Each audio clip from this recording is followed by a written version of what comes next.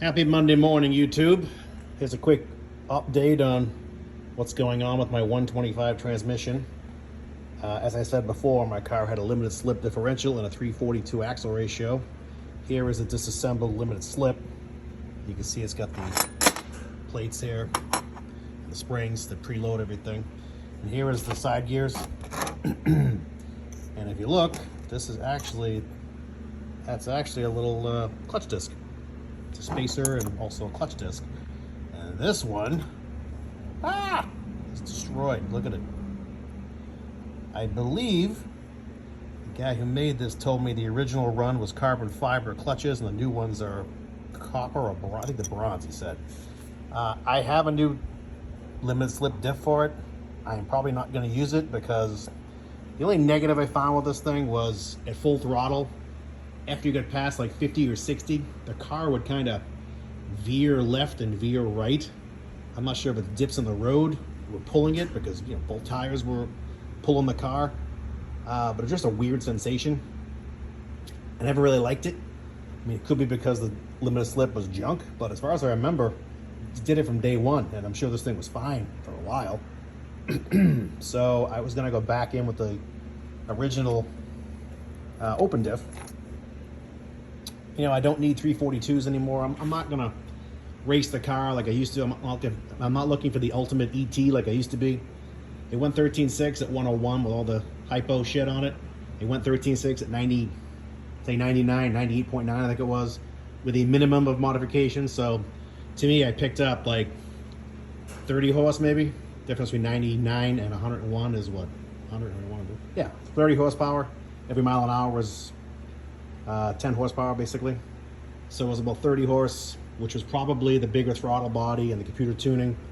You know, I went 13.6 at 99 with the stock throttle body, and you know, my mat bleed and other crap I did to keep the computer from spoiling the fun.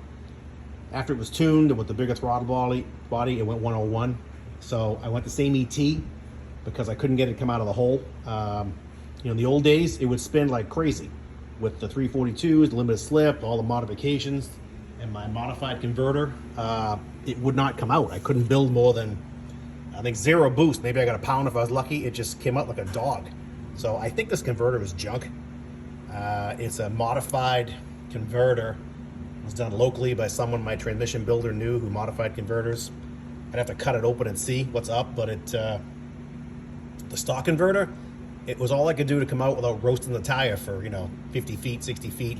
With this one, I couldn't do a burnout to save my life.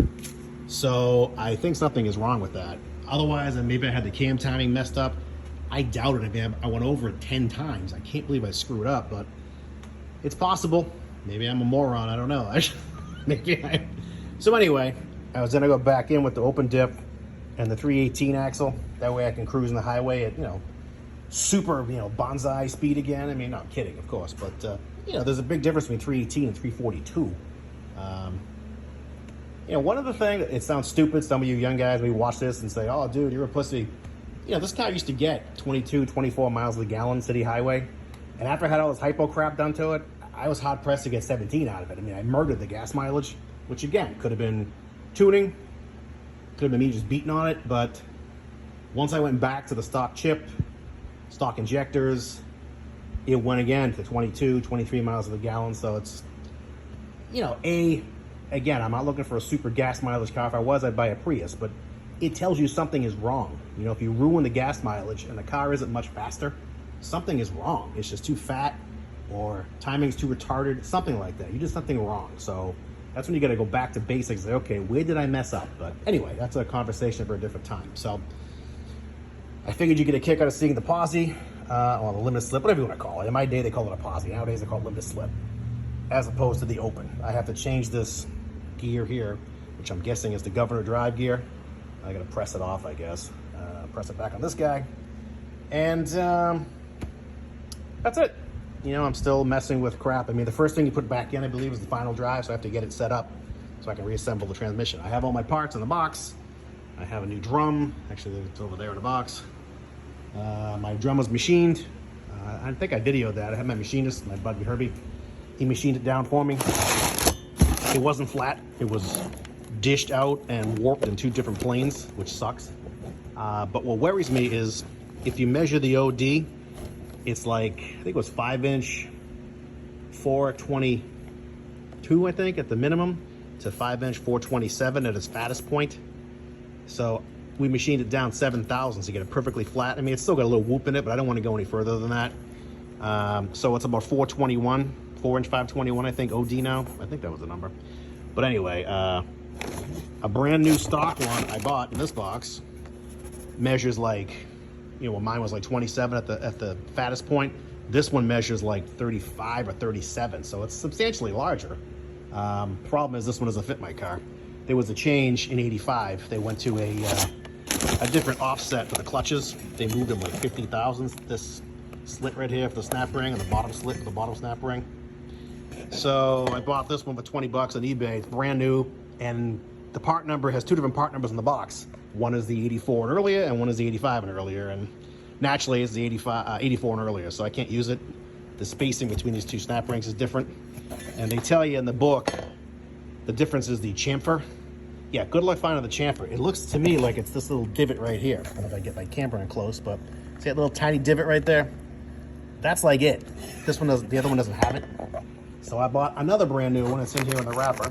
Well, actually, I take that back. It's not brand new. It's out of a, the guy said it was out of a 2001 Cavalier.